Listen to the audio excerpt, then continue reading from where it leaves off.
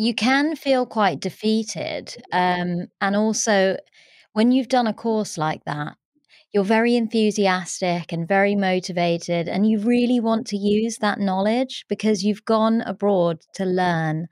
And you're like, I can do this. Like, I've learned so much. It's time for me to implement this into practice. But then when you get home, it's a different case because it just depends on maybe the environment that you're in and the people that you're surrounded by and whether or not they accept change. It may be that they don't have the resources at this time to allow you to implement all these exciting projects that you want to implement, which will impact patient care. But their priorities just don't align with yours in that moment.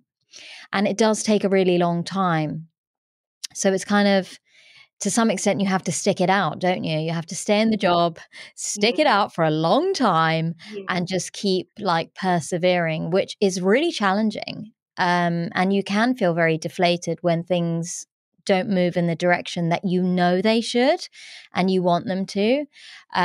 So it's not easy. It's definitely not easy. And working, like when I worked internationally, I was very frustrated because I felt like I was in an environment where I was about 20 years behind the UK. And I was like, there's quite a few small steps that we can make to move forward, which I feel like I'm not asking for that much, but it will have quite a large impact. But the people that I'm dealing with are very reluctant to utilize that change. So I completely understand where you're coming from.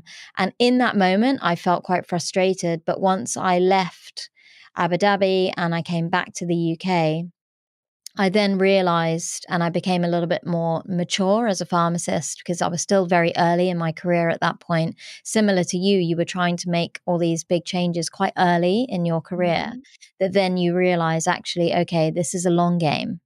You know, there's lots of things that I can do and it will happen over time.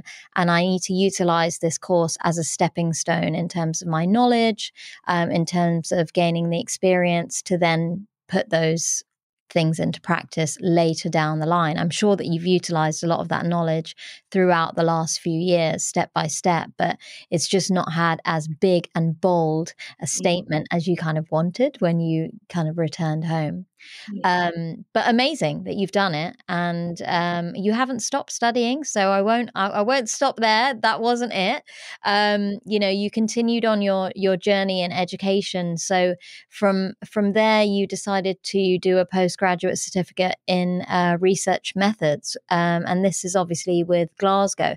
So maybe you can tell us a little bit about that transition from you completed the MSc, you went back home to Nigeria, you were working.